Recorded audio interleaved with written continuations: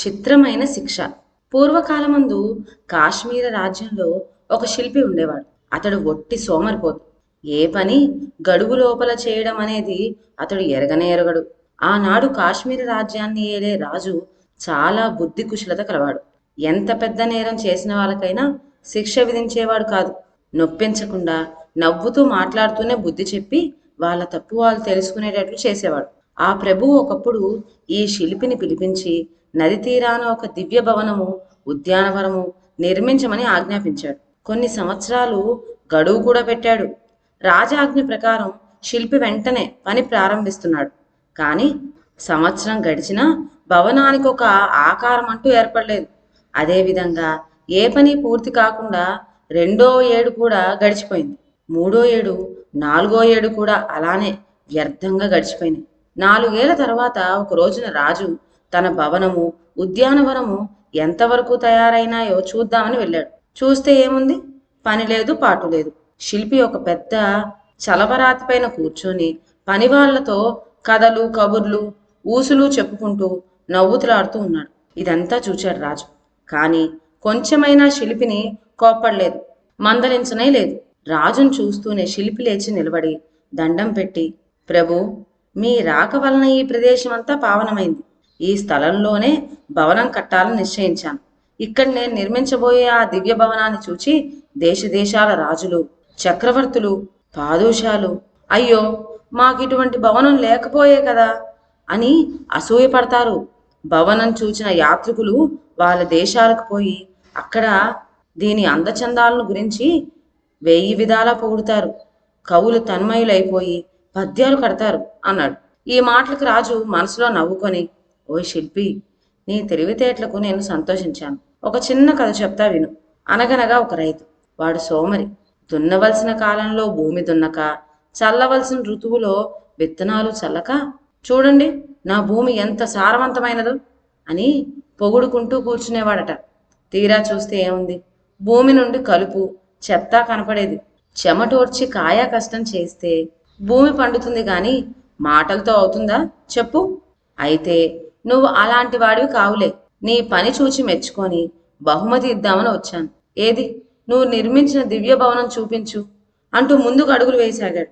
రాజు తనను నిజంగానే పొగుడుతున్నాడని మురిసిపోయాడు శిల్పి. పూర్తిగాని మండపాలు, కొంచెంగా చెక్కి విడిచిన స్తంభాలు, పైకప్పులేని గదులు, ఇటువంటివన్నీ రాజుకు చూపిస్తూ ఇంకా పెద్ద కబుర్లు చెప్పనారంభించాడు శిల్పి. శిల్పి చెప్పిన ఈ కబుర్లు వినగానే అతని సంగతి పూర్తిగా అర్థమైపోయింది రాజుకు. ఆహా, నువ్వు ఎంత గొప్ప శిల్పివి! ఎంత త్వరలో భవనం నిర్మించి వేశావు! ఎంత అందంగా ఉంది! చూడటానికి 2 కన్నులు చాలవే అని స్తోత్రం చేశాడు రాజు.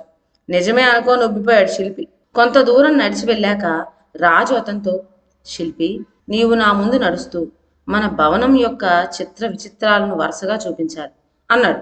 రాజాజ్ఞ ప్రకారం శిల్పి ముందు నడుస్తున్నాడు. కొంత దూరం వెళ్ళి తటాలను అడిగాడు. ఇక్కడ లోతైన కందకం ఉన్నది ప్రభు, మనం మరొక దారిని పోవాలి అన్నాడు శిల్పి. అందుకు రాజు, అబ్బే, అలాంటిదేమీ లేదు. అదంతా చదునుగా కనిపిస్తూ ఉంది నాకు. ఎదుట ఒక పెద్ద భవనం కూడా కనబడుతూ ఉంది. ముందుకు నడు అని ఆజ్ఞాపించాడు. అక్కడ ఇంకా భవనం పూర్తిగా కట్టనే లేదు. అది లోతైన కందకం అని మళ్ళీ విన్నవించాడు శిల్పి. లేదు, నాకు తీర్చిదిద్దిన చక్కని కాలిబాట కనపడుతూ ఉంది. నడు ముందుకు అని మళ్ళీ గద్దించాడు రాజు. రాజభట్లు శిల్పికి ఈటెలు, మోనులు చూపించి అతన్ని పైన కల్లెర చేశారు. చావుకు భయపడి శిల్పి గబగబా ముందుకు నడిచాడు. నీళ్లతో నిండి ఉన్న కందకంలో పడ్డాడు. అతనికి ఈత రాదు. కొంతసేపు పెనుగులాడిన తర్వాత భటులు వాణ్ణి ఒడ్డుకు లాగి రక్షించారు. అప్పుడు రాజు శిల్పిని చూచి, ఎంత సదుపాయమైన స్నానవాటిక నిర్మించావయ్యా శిల్పి! ఎంత శ్రమపడ్డావు ఇది కట్టడానికి! నీ నైపుణ్యతకు మెచ్చాము అని మళ్ళీ స్తుతించాడు. తరువాత రాజు శిల్పిని వెంటబెట్టుకొని మండపం చూడబోయాడు. అది అసంతృప్తిగానే ఉంది. ఎంత చక్కటి మండపం! శిల్పి అనే పేరు నీకే తగింది. ఆహా, ఆ చిలుక బొమ్మలు, ఆ నెమలి నృత్యాలు, ఆ పువ్వులు, ఆ లతలు తీర్చిదిద్దినట్టే ఉన్నాయ్యా. ఆ సింహాసనం దగదగలాడుతూ ఎలా మెరుస్తూ ఉందో! ఇరుపక్కల ఉండే ఆ సింహాలు జీవకల ఉట్టిపడేటట్టు ఎట్లా చెక్కావయ్యా శిల్పి! ఏది, ఒకసారి నువ్వు ఆ మండపంలోని సింహాసనం మీద కూర్చొని నన్ను ఆనందపరచు అన్నాడు. ఇందుకు శిల్పి, మహారాజా, ఇంకా మండపం తయారే కాలేదు. ఇప్పుడు అక్కడ సింహాసనం కూడా లేదు. ఏముంది, మళ్ళీ ఈ వారం నాటికల్లా తయారు చేసి వేస్తా అని బదులు చెప్పాడు. ఓస్, అదేమిటి, మెరుస్తున్న సింహాసనం నాకు కనపడుతూ ఉంటే అబద్ధం ఆడతావేం? కూర్చో, పొయ్యి దాని మీద కూర్చోవేం అని గద్దించాడు రాజు. శిల్పి రాజుకు భయపడి సింహాసనం అమర్చవలసిన చోటికి వెళ్ళాడు. అక్కడ గోడకు ఆనుకొని కుర్చీలో కూర్చున్నట్లే కూర్చున్నాడు. శిల్పి స్థితి గోడ కుర్చీ వేసినట్టుగా ఉంది. అప్పుడు రాజు, శిల్పి, నిన్న సింహాసనం పైన కూర్చొన్నబెట్టి గౌరవించాను. ఆ గౌరవాన్ని నీవు చప్పున మర్చిపోకుండా ఉండేందుకు ఇవాళ మధ్యాహ్నం వరకు ఇటు అటు కదలకుండా కూర్చోవాలి, తెలిసిందా అన్నాడు. ఒకవేళ శిల్పి అలా కూర్చోకపోయినట్లయితే శిక్షించడానికి 20 మంది రాజభట్లు ఈటలు పట్టుకొని సిద్ధంగా ఉండనే ఉన్నారు. ఫలానా శిల్పి కొత్త భవనంలో రాజు సింహాసనం పైన కూర్చున్నాడట అనే వార్త నగరం అంతా వ్యాపించింది. ఎక్కడెక్కడ ప్రజలు, ఉద్యోగులు తండోపతండాలుగా శిల్పిని చూడవచ్చారు. ఎటువంటి ఆధారము లేకుండా కుర్చీలో కూర్చున్నట్టుగా శిల్పి కూర్చోవటం చూసి అందరూ వింతపడి పొట్టలు చెక్కలేటట్లా నవ్వుకున్నారు. ఆ సమయంలో రాజు మళ్ళీ అక్కడికి వచ్చి, శిల్పి, నిన్ను చూచి నేనే కాదు, రాజ్యంలోని ప్రజలందరూ మెచ్చుకున్నారు. ఈ సింహాసనం నాకు కాదు, నీకే బాగా తగినట్టుగా ఉందని అందరూ అనుకుంటున్నారు అన్నాడు. అటు తర్వాత శిల్పిని వెంటబెట్టుకొని ఉద్యానవనం చూడబోయాడు రాజు. ఇదివరకులాగానే ముందు శిల్పి, వెనక రాజు నడుస్తూ ఉన్నారు. ఆ ప్రదేశం అంతా ముళ్ళ పొదలతో నిండి ఉంది. అది చూచి రాజు ఎంత మాత్రం సహించలేకపోయాడు. శిల్పి, మన ఉద్యానవనం ఎంత సొంపుగా ఉన్నదయ్యా, చక్కగా నిర్మించావు. పూల వాసన గుమాయిస్తూ ఉంది. ఆ తటాకం కూడా కలువలతో, మంచి నిర్మల జలంతో కలకల్లాడుతూ ఉంది. ఇలా కనుపండుగ చేసే ఉద్యానవనం నేనెక్కడా చూడనే లేదు. ఏవి, కాసిన్ని పువ్వులు కోసి పట్టుకురా చూద్దాం అన్నాడు. అడవి పువ్వులకు వాసన ఏమిటి? అయినా రాజాజ్ఞ ధిక్కరించలేక శిల్పి అక్కడికి పోయి ఆ పువ్వులు కోయసాగాడు. వాటికుండే నూగు తగిలి చేతులు దురద పెట్టను ఆరంభించినాయి. నువ్వు కష్టపడి పెంచిన ఈ పువ్వులు చాలా ఆకర్షణీయంగా ఉన్నవి సుమి. ఇక వాటి పరిమళం ఎలా ఉందో చూచి చెప్పు అన్నాడు రాజు. రాజభట్లు శిల్పికి ఈటలు గురిపెట్టి ఉన్నారు. శిల్పి పువ్వులను ముక్కు దగ్గర పెట్టుకొనక తప్పింది కాదు. దానితో ముక్కు దురద పట్టుకున్నది. ఈ చక్కటి పుష్పాలు కొన్ని నీ భార్యకు బహుమతిగా పంపించు శిల్పి అని ఆజ్ఞాపించాడు రాజు. రాజాజ్ఞకు తిరుగులేదు కదా. వెంటనే శిల్పి ఒక సేవకుని చేత ఆ పువ్వులను భార్యకు పంపించాడు.